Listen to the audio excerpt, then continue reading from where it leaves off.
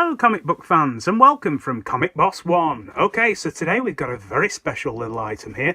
It doesn't look it, in fact it looks like a rather sorry little item, but it isn't, believe me.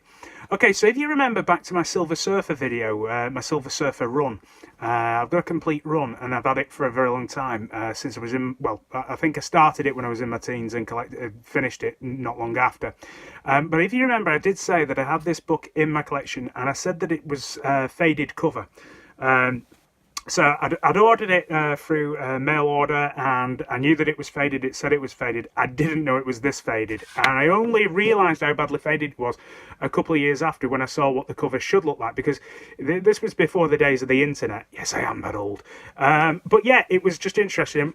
Anyway, I put the video out and lo and behold, the gentleman that had originally sold me the item got in touch with me. Didn't know much about it. Wanted to know if I was still living at the same address. I said no. I said, but my family still lives at that address, and so on and so forth. Anyway, got a package for the post, and yeah, guess what? Guess what turned up? Quite incredibly, the gentleman felt, I don't know if he felt bad. He had nothing to feel bad for because it was, it's a treasured item still. But he sent this.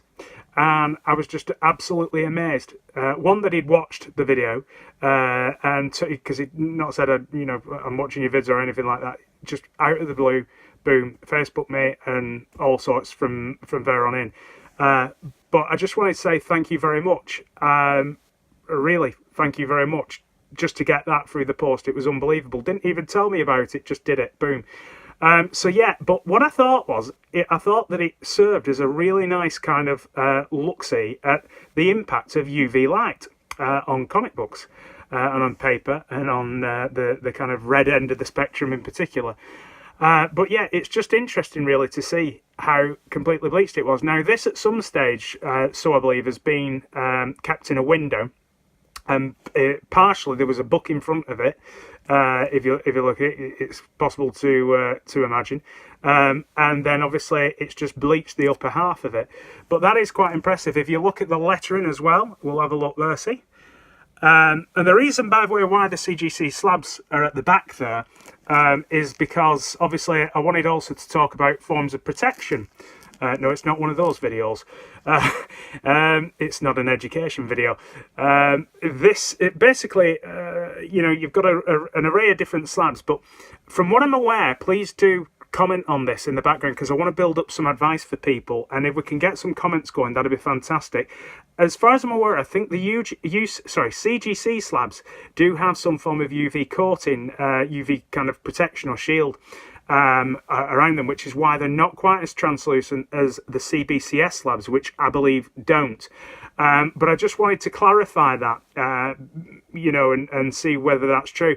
I also know that I think is it the Gerber or Gerber? I'm not sure how you pronounce it. Mylites, they have a certain degree of UV protection as well, and I think it protects up to 99%. But I just wanted to spark a conversation about, the impact of UV light on comic books, and also, the methods for protecting against them as well. It's not always the light that does the damage as well. It's the heat from windows. But on our windows, we've got a skylight just up here, and basically I have a UV film over it, which you can get off of eBay for very cheap. So if you've only got one window in that room, then it's not a bad room to display some of your books, and obviously have a UV coating. But to be honest, all our books really are stashed away in the long boxes, and that's where we like keeping them. And what I do is I simply have large photocopies of A4 photocopies of all the covers that I really like, and they're all pinned up on a certain someone's ceiling and bedroom wall, along with other posters. So we both get a kick out of that. Anyway, guys, it's only a short one today. I hope you like it. The impact of UV light on comic book covers, the fade effect. I've been Comic Boss 1. You've been amazing. Keep collecting.